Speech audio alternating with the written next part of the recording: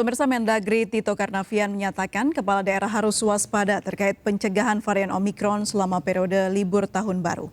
Kepala daerah harus tegas memantau penerapan protokol kesehatan, termasuk memberikan sanksi tegas bagi para pelanggar. Pemerintah pusat melalui Mendagri mengingatkan kembali terkait himbauan aturan COVID-19 saat pergantian tahun.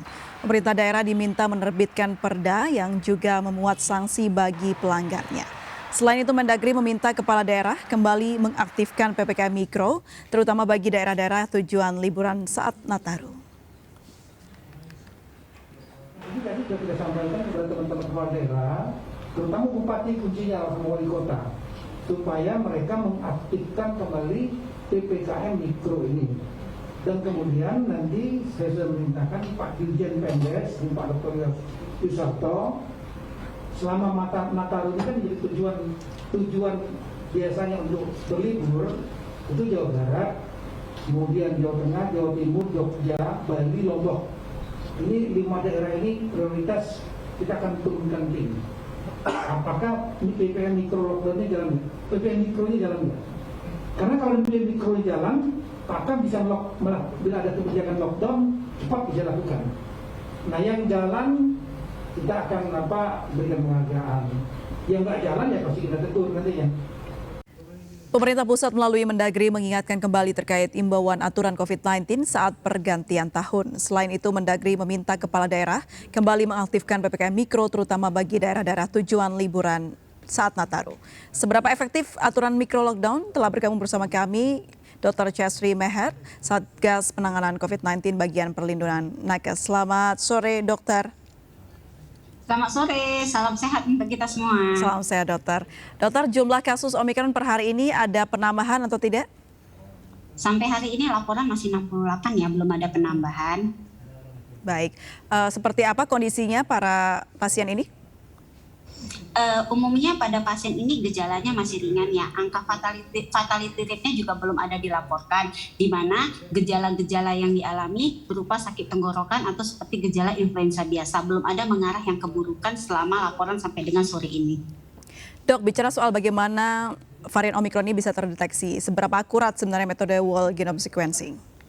Ya, jadi kalau kita bicara dengan WGS ya, dengan PCR, jadi ada sisi positif, ada sisi negatifnya. Di mana kita tahu ya fungsi WGS ini, sebelumnya WGS ini kan digunakan untuk mendeteksi varian virus, organisme atau bakteri yang dimana sangat sensitif terhadap virus-virus yang akan kita ketahui atau akan kita periksa. Sementara kalau pemeriksaan PCR itu kita hanya mengetahui keberadaannya saja, tapi tidak spesifik. Nah, disinilah untuk pengertian WGS dan PCR. Kalau untuk sensitivitasnya yang memang lebih tinggi adalah WGS ya, whole genome sequencing. Namun di sini memiliki kelemahan adalah kalau si WGS ini memakan waktu lama 3 sampai dengan 5 hari. Sementara untuk pemeriksaan PCR ini kita kan hanya mengetahui virus ini ada tidak di dalam tubuh manusia, ada keberadaannya. Nah, ini butuh waktunya lebih cepat, bisa sampai 4 sampai dengan 6 jam. Jadi kalau misalnya kasus akan bertambah, mungkin sementara kita akan gunakan si PCR ini sampai menunggu hasil WGS itu keluar. Yang penting kita tahu dulu ada tidak virus di dalam tubuh. Jadi treatmentnya seharusnya kalau ada yang terdeteksi COVID-19 atau ada virus di dalam tubuh, treatmentnya sama seperti yang terpapar Omikron ya, Dok? Ya, jadi sampai hari ini juga kan untuk obat COVID belum ada ya treatmentnya ya. Jadi treatment itu berdasarkan simptomatik atau berdasarkan gejala. Misalnya ada demam, kita boleh kasih obat demam. Atau misalnya ada nyeri tenggorok yang mengarah ke peradangan, boleh kita tambahkan antibiotik. Jadi memang obatnya sampai hari ini berupa simptomatik dan peningkatan imun berupa vitamin-vitamin. Baik, Dr. Chesri, jelang libur tahun baru ini apa yang harus dilakukan oleh Satgas di wilayah pariwisata untuk antisipasi penyebaran Omikron?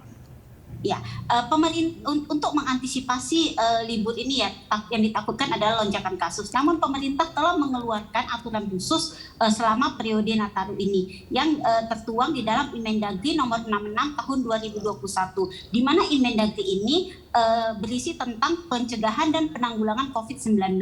Adapun tertuang di dalamnya yaitu membatasi kegiatan masyarakat pada tanggal 24 sampai dengan 2 Januari 2022.